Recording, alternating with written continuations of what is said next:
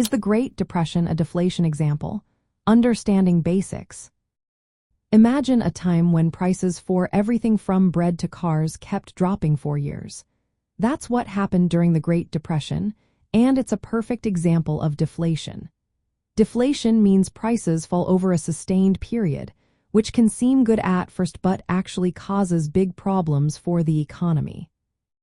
During the Great Depression, which started in 1929 and stretched through much of the 1930s, the economy experienced a serious decline in prices, wages, and output. To understand this better, let's look at what inflation and deflation really mean. Inflation is when prices go up, making money less valuable. Deflation is the opposite, where prices go down and money's value increases. But falling prices can hurt the economy because people and businesses hold back on spending and investing. When prices drop, the value of debts rises because debts are fixed in dollar amounts. So if prices fall, paying back loans becomes harder, and many people or companies end up in financial trouble. During the Great Depression, deflation was caused by a few key factors. First, there was a sharp drop in what people and businesses spent. After the stock market crash in 1929, many stopped buying goods and services.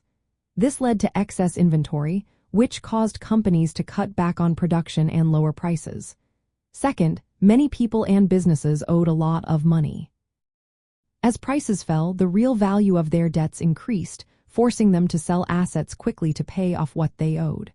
This selling pushed prices even lower. Third, banks failed, and the money supply shrank.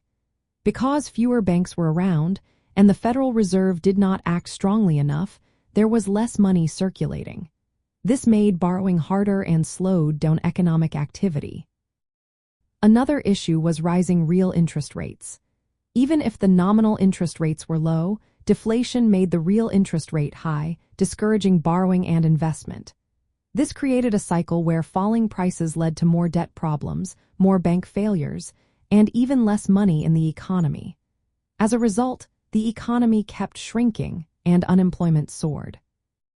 This period shows how deflation can be very damaging.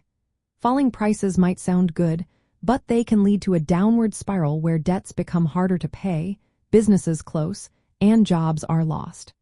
Modern central banks try to avoid this by keeping inflation steady and low.